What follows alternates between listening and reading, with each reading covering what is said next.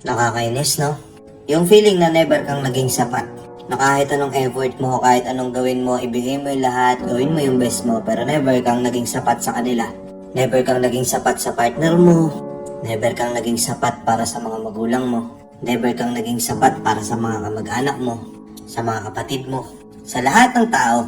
Never kang naging sapat, hindi lang about sa pag-ibig, kundi sa mga tao, sa kamag-anak mo, sa pamilya mo. Never naging sapat lahat ng effort na binigay mo sa kanila. Pero ikaw, alam mo sa sarili mo na ginagawa mo yung best mo. Nararanasan mo ba to? Sandali lang, huwag mo muna i-scroll. Panoorin mo muna to, pakinggan mo to mabuti. Nakakapikon yung ganong feeling, no? To the point na questionin mo na yung sarili mo, ano pa bang kulang, ano pa bang dapat kong gawin? Bakit ganon kahit na ginagawa ko yung best ko? Bakit ganon kahit na lahat binibigay ko? It was never enough. Sa partner mo, binibigay mo yung best mo, yung effort, ikaw yung nagpapatawad, ikaw yung nagpapasensya. Kahit nagkakamali siya ng ilang beses, pinapatawad mo. Lahat binibigay mo, effort, time, pagmamahal. But he or she still chose to love someone else. Naghanap pa rin ng iba. Sasabihin sa'yo, may nahanap kasi ako sa kanya na wala sa'yo. Maghahanap pa rin ng iba. Minsan nga, kahit may anak na kayo, iiwan ka pa rin. Sa mga kamag-anak mo, sa magulang mo, ginawa mo lahat, nag-aral ka mabuti, binigay mo yung best mo para makuha yung magandang grades.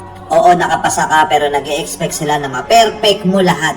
Hindi mo na perfect, pero nakapasa ka. You still got good grades, but it was never enough. Hindi ma-appreciate ng parents mo yung effort mo. Kahit alam mo sa sarili mo na talagang nagpupuyat ka, nag-aaral ka, ginawa mo yung best mo, kulang pa din yun. O ito pa senaryo, magulang ka, nagtatrabaho ka, ginagawa mo para sa mga anak mo. Instead, nakakainin mo na lang, isusubo mo na lang, iuwi mo pa para sa mga anak mo. Minsan nga, pamasahe mo na lang, maglalakad ka na lang para may pambaon sila bukas ng umaga.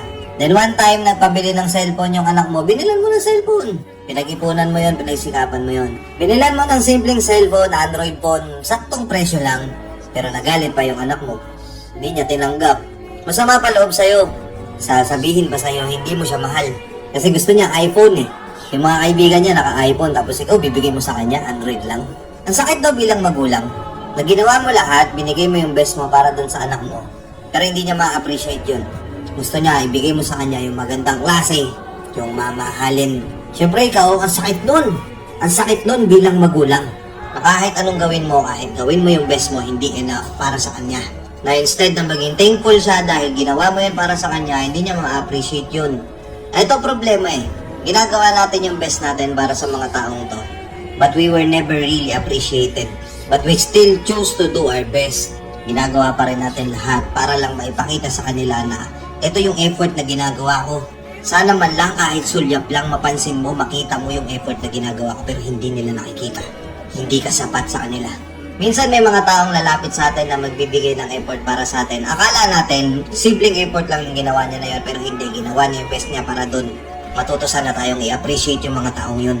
Kasi we don't know kung gaano katindi ang sinakripisyo nila para makuha yung isang bagay na yun na ibibigay sa'yo. Yung iba kasi, porket meron na tayo, porket feeling natin para sa atin, madali natin makuha yung isang bagay na yun. Ngayon kapag binigay sa atin, hindi na natin ma-appreciate. Na oo, sa atin madali lang, pero sila pinaghirapan nila yun. Pinaghirapan nila yun para sa inyo. Sana i-appreciate natin itong mga taong to. Pero may mga tao talaga na kahit anong gawin mo sa kanila, hindi magiging sapat yung binigay mo sa kanila. Sila nga yung mga taong hindi marunong makontento. Na kahit anong gawin mo dyan, hindi nila makikita yung value mo. Yung value ng ginagawa mo sa kanila. Kaya nga lagi kong sinasabi, kung magkakaroon ka ng partner, piliin mo yung partner na marunong makontento. Kung magkakaanak ka, turuan mo yung anak mo na matutong maging kontento. Na sana yung mga parents natin, hindi sila maghangad ng perpektong tayo kasi hindi tayo perpekto. Oo, tatlong klase ng tao yung pinatamaan ko sa video na to. Partner mo, magulang mo, anak mo. Kasi sobrang sakit no na hindi ka ma-appreciate. Parang ikaw, sobrang saya mo na ito na maibibigay ko na sa kanya to finally. Ginawa ko yung best ko para dito. Hopefully ma-appreciate at tanggapin niya. Pero hindi. Hindi yun sapat. Sakit. Parang ang sinaksak sa puso tapos inikot pa tapos binunot ulit. Kaya huwag kayong magtaka kung dumating yung araw na itong mga taon to na nagbibigay ng effort sa inyo, bigla na lang mawala ng amor sa inyo. Kasi kayo din yung dahilan kung bakit naging ganun sila. Nakuha nyo?